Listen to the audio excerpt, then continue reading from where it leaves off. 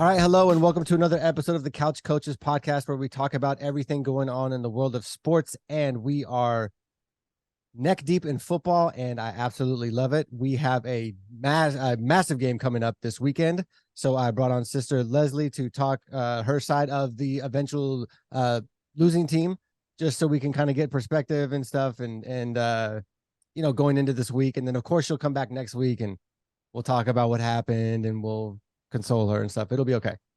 But you have a team in your division that looked really, really good last year, decided to pay a quarterback a lot of money and not pay the running back a whole lot of money, and they suck. And you have a very tough division. So how does it feel to have at least one of the teams you have to play this year be not good at all? Well, we blew them out already. That was the first game. I didn't see that coming, though. I didn't see us beating them that bad. And it's just gotten worse. The other night they lost again really bad. So I was like, what's going on with the Giants? But I didn't know that they paid their quarterback a lot of money and didn't give it to the running back. Well, they should have spread the money around, because all of them are terrible. Yeah, you guys beat up on them pretty bad last year too, though, didn't you? Not 40-0 though. Oh no, yeah, yeah. But I mean, we beat them, but not that bad. I mean, I was always worried when we played them, and especially at home. Yeah, and they have nothing going for them at all. Nothing. Seattle made them. I mean, Seattle looked good, like the Cowboys looked good. It was. Yeah. Deacon Greg, thoughts on the Giants or any other teams that just are terrible, like the Bengals.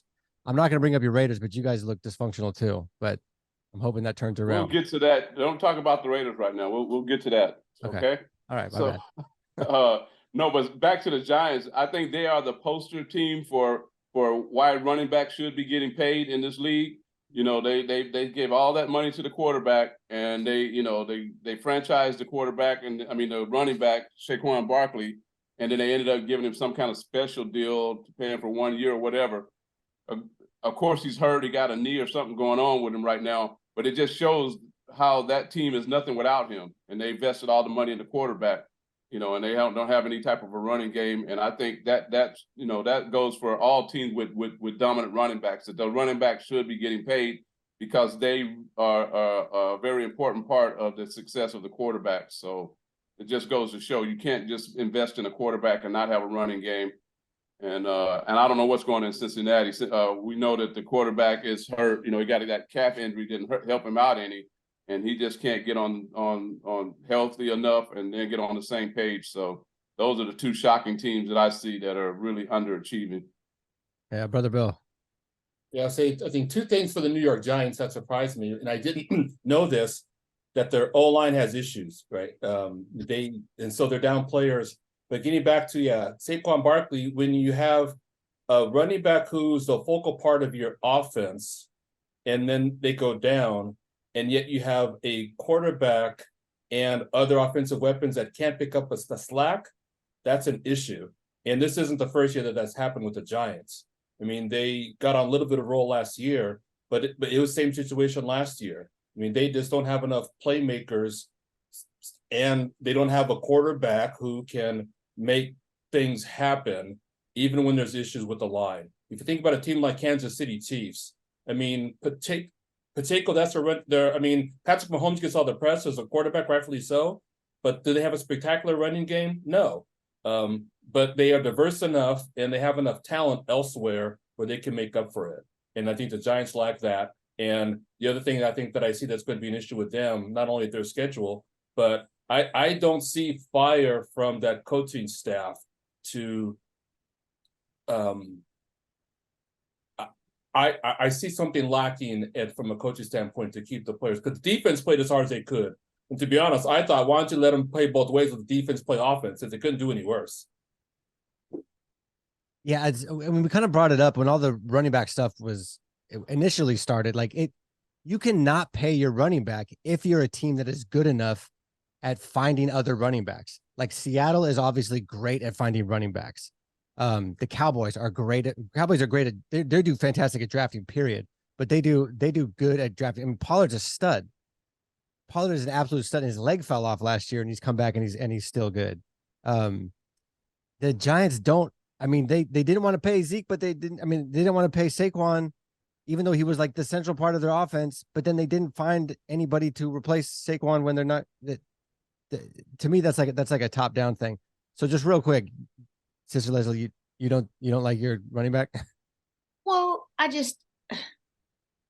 when they played Arizona, to me, even when they got rid of Zeke, I thought that was a mistake. I knew that maybe he needed a pay cut of some sort, and I think they should have went that route. But I don't think they should have gotten rid of him, because against Arizona, they were in the red zone like 4 or 5 times and didn't get in. Zeke would have gotten them in. Pollard is too small, and Deuce is way too small. So he looks like he's in middle school compared to some of those guys. So I was like, I mean, immediately, that's what I thought when they were struggling to get into the end zone, that they should not have gotten rid of Zeke. And that's interesting. So that, because we brought up how good you guys were in the red zone last year compared to this year, and Deacon Greg brought up the fact that like you don't have Zeke, you don't have like that cannonball downhill runner to get. I mean, whether it's 2 yards or 3 yards or whatever, but he will get the 2 yards or 3 yards because he's like powerful. A brick coming through. I mean, and he's doing well with I mean, granted, he's the only thing positive going on in New England, but he's doing well in New England. Right. Maybe not this last game, but you know. But you're right, Deacon Greg. He was the missing link. And after missing the red zone twice, I was like, there's the mistake right there. They got rid of Zeke, and they don't have anyone that's strong enough that can get that 2 or 3 yards. All right. So just kind of a quick recap of your team's weekend games. Sister Leslie, you guys demolished a team that has a horrific offense, but but Belichick is a defensive guy, and even when his offense doesn't do well, his defense usually holds up, and they did not. They scored 3 points and didn't seem to hold you guys back. I mean, obviously you're talking about trouble in the red zone and stuff, but just kind of thoughts on, I guess thoughts on your team in general, but thoughts about Sunday's game. Well, Sunday's game, they should have come into that game embarrassed for losing to Arizona, because I was still mad up until Sunday. They should have come into that game with some type of chip on their shoulder or embarrassment, because they just shouldn't have lost to Arizona. And so I expected them to play well, because they just have to. There was too much negativity even in the fan base, because I read those comments. And so I expected them to play well. Yeah. And the Arizona thing, I think is tough. And I was so glad that you guys lost to them, because I could see them, because they have a new coaching staff and they got players you don't really know. Like, you don't know who's good, if they're good. Their backup, we were talking last week, the quarterback that's in right now wasn't even on the roster. Like, he had to get a jersey made, or he wanted a jersey made for like a family member, and his name wasn't even on the roster to choose from in the team store at the stadium. So Arizona's a mess, but they seem to be well coached, at least to a certain extent. And these players are playing, either they have good players and we don't know it yet, or they're being coached above their level, which is good. I'm just glad that you guys played them and they surprised you. So then we could come in there going, okay, there's a real team. Let's not mess around. Deacon Hill, this is what I've been waiting for. Let's talk about your Sunday. Oh, my Sunday, the Raiders Sunday. Oh, let me see. Where do I start with the Raiders? Woo! It's rough with the Raiders. I watched that game, and like I told you guys, I'm not impressed with the coaching, the head coach. I'm not impressed with him. And then I started, and I looked at that game, and I wasn't impressed with my rookie quarterback. I was like, he started off slow. He was like a statue in the pocket. The guy, we already know that he's a pocket passer, but in this league, you got to get out of the pocket sometime. You ain't gonna be able to stand there like Tom Brady did in New England. You ain't got that line or whatever. And then I started. He kind of picked it up in the second half. That last play when they had, they were first and goal on the 3-yard line, and the first play they do with them is roll him out to the side and throw a pass, and it's intercepted. I don't know what the coach was doing there. the running back was running hard, and I think you should have gave him at least one carry, maybe two down there on the goal line to see if we could have got it in before you went to that pass play. But then I started thinking about that rookie. I was reading something today where, like in practice, you don't even get live snaps and stuff like that during the season, so they don't get much game. Even with your own team, of course, you're not going to get game speed. So he was really rusty. He hadn't played since the preseason. So my thought is, this is where I am at with this whole thing, is I would stick with that rookie. You already know what you're going to get out of Jimmy G. Jimmy G he was not going to, he's not your future as your quarterback. So why don't you see what you have with this rookie and see if you get any improvement or not? If you don't, then you got to, I'm at the point where I hate firing coaches, but I would give my coach up until the bye week to see what he's doing. And if he's not doing what the team is not, I'm ready to just go, hey, we need to go in a whole nother direction. I was talking to my neighbor. He's a big-time Raider fan also. And we're talking. He's like, oh, we don't rebuild. That's been our problem with the Raiders. I said, but you know what? We have been rebuilding. We just don't recognize it. So you just need to. Just go ahead and admit it and stop trying to put Band-Aids over everything and see what you have. I go with the rookie and see if he's your quarterback, and I go with this coach. If he makes no improvement, I would have to cut the string on him also. Were you able to watch the game live, or did you have to watch highlights or like a recap? It's weird because when I was coming home from church, I had it on ESPN radio, and it had me up to speed and everything. And I already knew, like, we were already down 7-0 or whatever. And then we came back and tied up. So when I get home, my wife is saying she's taping it for me. But it's like at the beginning of the game already. So I'm like a quarter behind on TV. Okay. But you watched, so you were watching it when they went for it on fourth down. I was watching, yeah. But like I said, I'm already a quarter. And then she really blew it for me because now I'm off of social media. I don't want to hear Bill talking, and I don't want to hear nobody talking. So I put my phone away.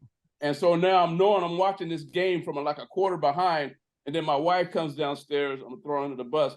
And my niece lives in Arizona. That's a big-time Raider fan. And she goes, oh, your niece is so upset. And I just went through the roof. Like, what? Like, I don't know why yet. Brandon Staley. If I were the owner, I'd be like, bro, if we're winning and we're in the fourth quarter and you go for it on fourth down in our own red zone or close to our red zone, I'm going to just fire you automatically, like right away. That dude is out of his mind going for it on fourth down in your own territory at the end of the game. Like, they lucked out so bad against Minnesota, because Minnesota, they had the wide receiver drop the ball. They had that game. That dude I don't know how he's still doing that. It blows my mind. I cannot wait for him to get fired, and hopefully they hire somebody competent. Because they have that insane team on defense, and their defense is not very good, which doesn't make any sense. And another thing is, I didn't even know Mac was still in the doggone league. We made him look like a Hall of Fame first ballot. Right now, let's go. He made sure you guys knew he was still in the league on Sunday. Don't you remember? What do you have, 6 sacks? 6 sacks. Bro, my goodness. Don't you remember the movie The Best Man? Quentin, what's his name's character said, it's karma, baby. You just got to realize sometimes when you let players, we went through that when we let, what's the name, go to Niners when he went to Dallas, got us that next year, our pass rusher. Haley? Yeah. Oh, Haley, yep. Haley. Sometimes you just get bit. The dog. You know what? But we didn't let him go, Bill. He chose to go. He wanted to go to Chicago. He took the money and ran. Oh yeah, that's because your owner can't afford to pay. Y'all let him go. Yeah, it's just semantics, bro. Y'all let him go. He didn't want to pay the man. All right, now to the wonderful recap by Brother Bill. Thoughts on the Niners and the one-man show CMC. I'll actually start with Arizona because we talked about this last Tuesday. Arizona is better than I think people realize. If you look at their first 3 games, they had the lead in all 3 of those games and just couldn't finish the deal. They have talent on both sides of the ball. And so while I think that them beating Dallas was a surprise on paper, I think it opened up for the players, the teams that have to play them, I mean, they're good. They're not just average. I think, yeah, they're good. So a couple of plays here and there, they can make some noise this season. I think one consistent theme I've seen with the Niners is the second half defense. Pittsburgh shut them out in the next 3 games, both the Rams, the Giants, and the Cardinals. You only gave up 6 points in the second half.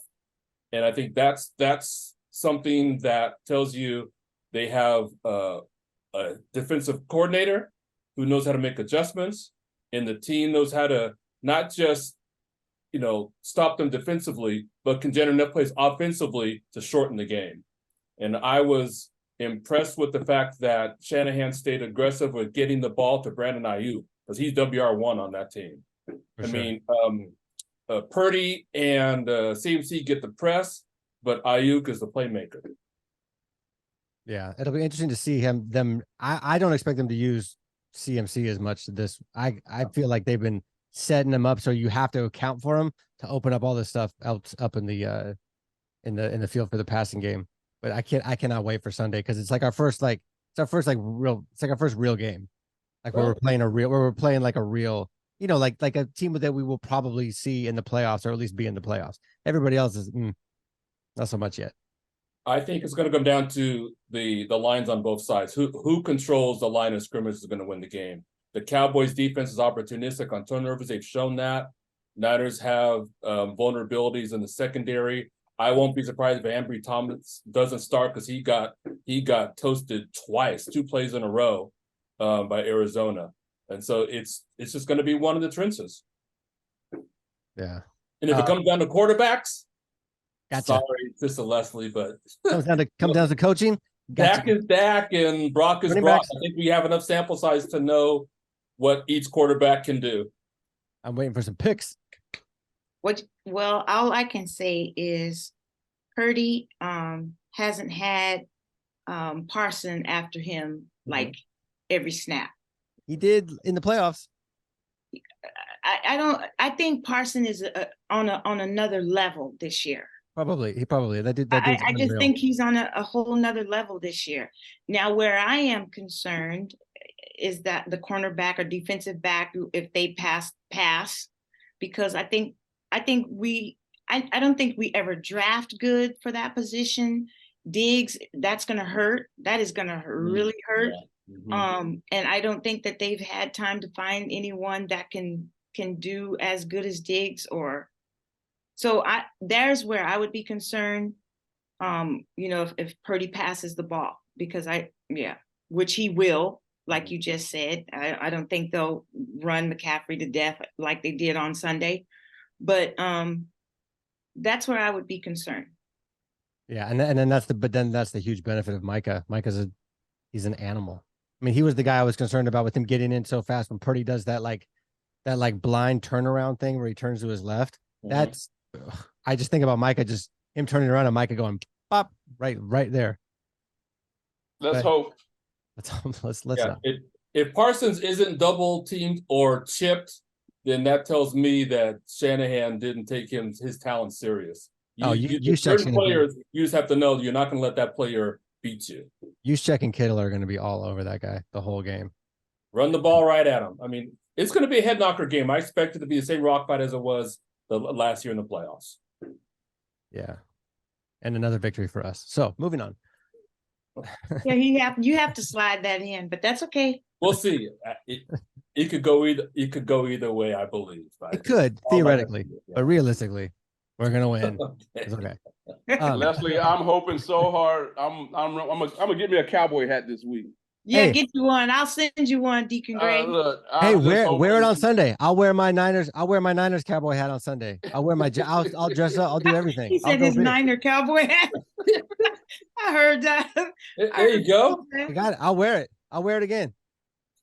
Yeah, I heard him. Okay. So in general, we had a couple big games where there were lopsided victories that I know personally I didn't see coming. I did not see Baltimore blowing out the Browns, and I did not see the Bills blowing out Miami. I figured they'd have been close. I kind of thought they would go the other way. There's been a couple other surprises. this year. Texans definitely being one of them. Just thoughts on surprises either this last week that you didn't see coming, or so far, we're a few weeks in, surprises you didn't see coming happening this season at all. I agree about the Buffalo Miami game. After Miami beating Denver, 70? Oh my gosh. 70-20, yeah. So I'm like, Miami, I'm like, who do they have that, that they're scoring 70 points? And so I definitely thought that they would beat Buffalo. Yeah, well, it's my thing was I'm watching. So Miami played Buffalo well last year when Tua was hurt. Like in the playoffs, it was a very close game in the playoffs in Buffalo. So I thought, oh, Tua's back, they're healthy, and they demolished them. And maybe part of that is you have to get a big head when you score 70 points. Like you have to think like, who can stop us? And then Buffalo's going, we have to stop them. They just scored 70 points on Denver. That game surprised me. Brother Bill, any surprises last week or moving up? What surprised me at that game was Miami's defense. They looked like they just did not have an answer for Buffalo's offense. If they have a Buffalo's offense, their running game goes as their quarterback goes. And yet they just threw at will against that Miami secondary. So they never made them one-dimensional. That's what surprised me. The other surprise game of the day was, to me, that I didn't see coming with the score was the way, and you mentioned it, the way the Ravens controlled the Browns. Cleveland's strength is their defense. I think, we talked last week about the quarterback situation, just not sold on, I'm drawing a blank here. Cleveland's quarterback, they paid him all. Deshaun Watson, yeah. But I think the Lamar Jackson show just ran crazy over that Cleveland defense, what I thought was a strength of the team. What was not a surprise to me was the Detroit Lions. They are legit, and they are after that NFC North. Yep. Oh, and it's so doable this year too. After watching the teams play, you go, okay, I don't know what's going on in Minnesota. Green Bay looked good for a second, but they look like they can get gotten, and Detroit looks tough. Chicago and Minnesota. Chicago sucks. They're done. I mean, sorry, Pastor, if you watch this, but they're both done. So it's going to be a 2-horse race for that division between Detroit and Green Bay. Do any of you think that Cousins is going to get traded? Because they keep bringing it up of him going. No. Well, let's put it this way: I wouldn't be the owner who would take him. You've seen what he is. That's Why would you want him? Who would want him? Right, he's washed. The Jets. He's as good as he's gonna get. Well, that's the thing is he's not even washed. He just is exactly what he's been for the last 12 years. He's just Kirk Cousins. He's puts up big numbers and doesn't seem to be able to do it when you really need him to do it. But Deacon Hill, any surprises either last week or so far this year? I would just have to agree with the Miami game. I just didn't see that coming, But the Bills, they are hitting a stride. They're starting to get back into that mode where they were last year. So they're going to be a team to reckon with. But and the question mark with Miami was their defense the whole time. I never, we were so focused on the offense, Tua and Tyreek and those guys putting up all those points.